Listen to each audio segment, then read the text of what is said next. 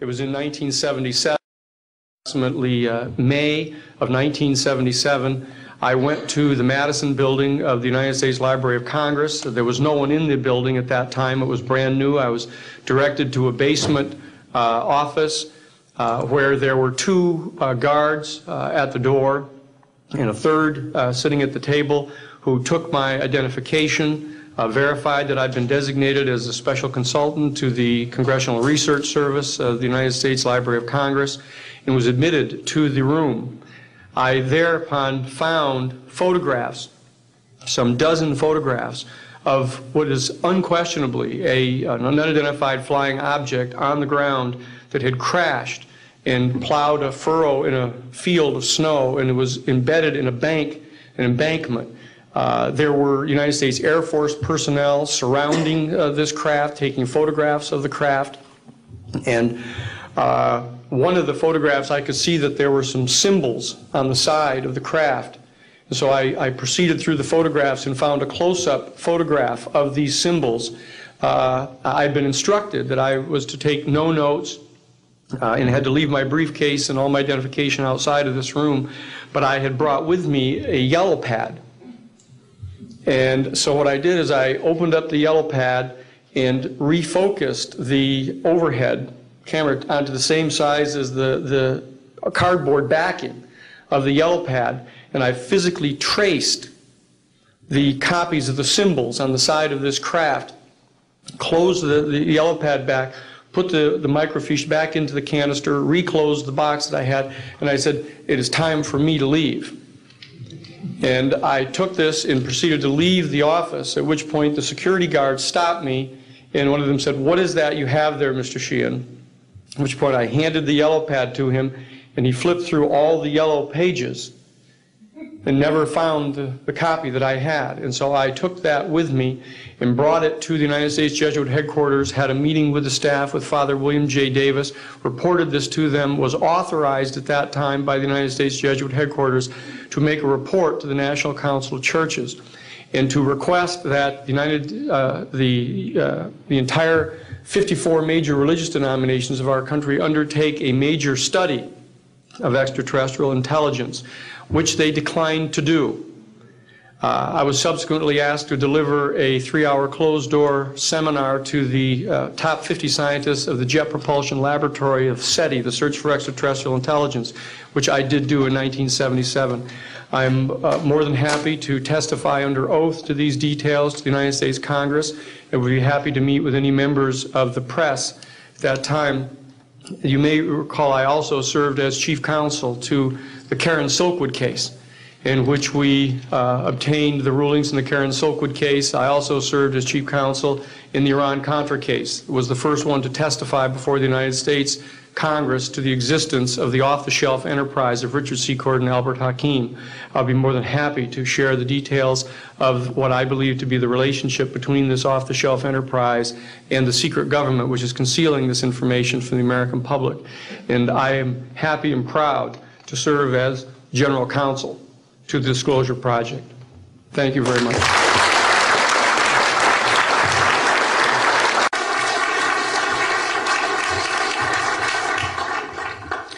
Good morning. My name is Carol Rosen. In 1974, after being a 6th grade school teacher, I was introduced to the late Dr. Wernher von Braun, in the U.S. the father of rocketry. In my first meeting with him, during that first 3.5 hours, he said to me, "Carol, you will stop the weaponization of space." And I said, you know, teachers don't stop until June. He said, "No, you have to understand, this is February, and we have to prevent the weaponization of space because there is a lie being told to everyone that the weaponization of space is now first being based upon the evil empire, the Russians. There are many enemies," he said, "against whom we're going to build this space-based weapon system. The first of whom was the Russians, which was existing at that time. Then there would be terrorists. Then there would be third world countries. Now we call them rogue nations or nations of concern.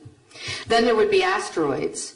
And then he would repeat to me over and over, "And the last card, the last card, the last card would be the extraterrestrial threat." Well, at the time, I kind of laughed when he said asteroids, and when he said extraterrestrials, I knew I wasn't going to deal with that subject. And now we hear on the news just today, this week, that they've slid in another enemy. Only this time we're going to protect our satellites. In other words, we have to have some reason to spend these trillions, to waste these dollars on a space-based weapon system, and they're all lies. This is a system, he told me, that would never protect anyone. Even back then, he talked about suitcase bombs. He talked about chemical, viral, bacterial, biological warfare, that these space-based weapons would never protect us against. And then he told me that, in fact, if you travel around the world, which I did after he died in 1977, I met with people in over 100 countries who were friends. They didn't want to build space-based weapons. I became a space and missile defense consultant. And I worked with people around the world. I became an advisor to the People's Republic of China. They don't want to build a space-based weapon system. And he told me back then that they didn't. He said, go to Russia. They're considered to be the enemy. I got on a plane by myself. When I got to Russia, I had a list of people that I had read out of the newspaper. Chernenko was in office then. He was the only one I didn't get a chance to meet. They introduced me to everyone when I got there. And when I got back, I said, oh my Lord, this man is telling the truth. There is no threat. And I've been waiting until this day for 27 years, and I'm expecting the spin to happen, because he also explained to me that as a military strategist, as a person who worked on the MX missile, which I did later, he said, you will find that there is going to be a spin to find some enemy against whom we have to build space-based weapons. And now we should expect the spin, because he said part of the formula for the intelligence community is if they might have a weapon, then we have to consider that they do have these weapons. So now they do have these weapons, so now we have to build these weapon systems. And that's the formula, except that it's all based on a lie. And we have witnesses here today that have shown you that these extraterrestrial beings, that these craft that have come here are now not UFOs, they're identified flying objects, and we know that they have beings in them. And we have witnesses here who have told you that they can shut down our missile silos, they can stop a rocket going into space that's a test. We have witnesses here who have worked in the classified departments, who have the courage to come forward here to support what Wernher von Braun told me back in 1974 to 77. And I will testify before the Congress that when I founded the Institute for Security and Cooperation in Outer Space, which I shut down a few years ago because I didn't believe we had a chance with this huge, integrated around the world, complex weapon system, that we had any chance at all of transforming that war industry into a space industry that could provide benefits, like Dr. Greer has said, of global warming. We can end that situation of that problem. We can end the energy crisis. We can build now non-polluting technologies. Wernher von Braun used to tell me that we could have cars back then that drove around off the ground. He described this to me on beams so that we have no pollution on this planet.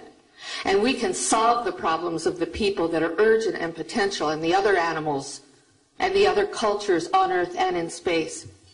And we can end the arms race without dislocating the industry jobs, without disrupting the economy, by transforming, Wernher von Braun told me, the war industry into a global cooperative space industry that will provide, he said, finally, more jobs and profits on this planet than during any hot or cold wartime, more products and services that can be applied directly to solving the problems of this planet.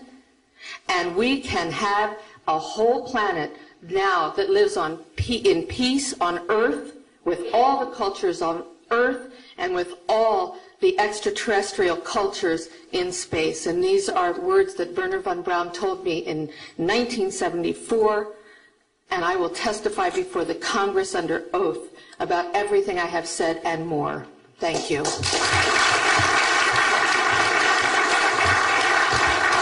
Thank you very much.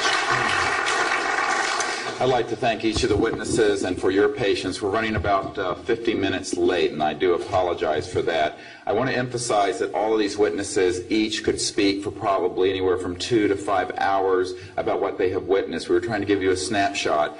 We have another 400 of these witnesses. I have carried this burden for 8 years. I'm now giving it to you, the American people and the people of the world, to take it forward. What I'd like to do now is open the audience for questions from the media. You may address them to me or to an individual witness as you deem appropriate. Yes, ma'am. Proceedings here, and I'm wondering how your screening process went. Can you tell us a little bit about your satisfaction level with that? Well, I'm very satisfied that these are genuine and good people who are speaking truthfully. Out of 400 people that I'm dealing with, not 20 times this number, have I been fooled? Yeah. I'm an emergency doctor. Let me say something.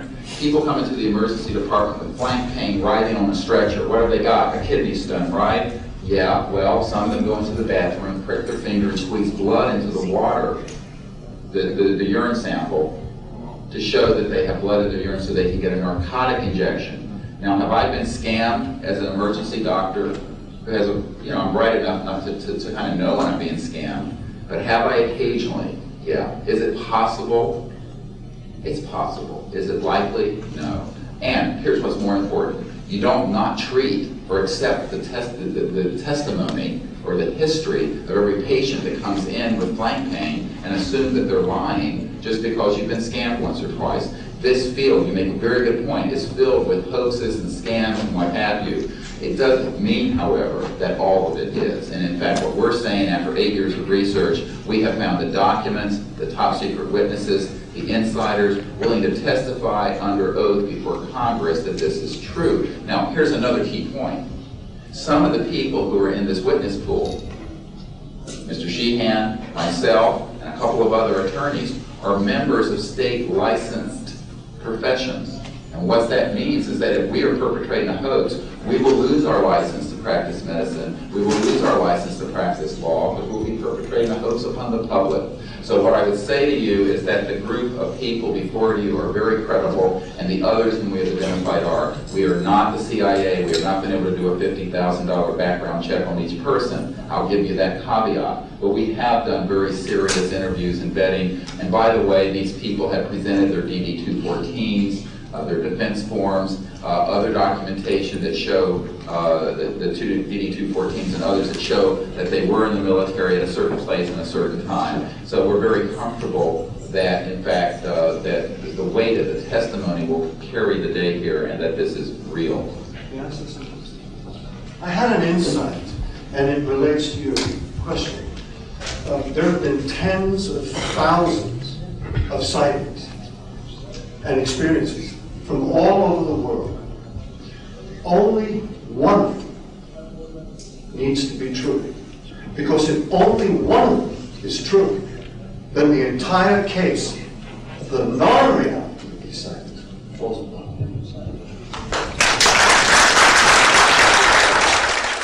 Such evidence out of the public domain, yes. A priori, all signed agreements and oaths that have flowed from such operations are null and void. What that means is, in legal theory, is that if it's an illegal enterprise, the agreements those that are entered into as a result of that illegal enterprise have no legal standing. So one of the things I would like to announce today is all of the men and women listening to this need to know they are free to speak. We are declaring all national security oaths on this subject null and void. They have flowed from illegal operations that have no standing constitutionally. My people, my mother's family, who fought in the American Revolution, were prisoner of war with the British to help found this country, did not fight and die to form the United States so that this kind of chicanery can go on. So these men are free to speak, and there can be no legal repercussions against them. We have legal counsel who will also support this theory, and we're taking this to other constitutional scholars. It is time for that game to end. It is time for a new era in the human experience.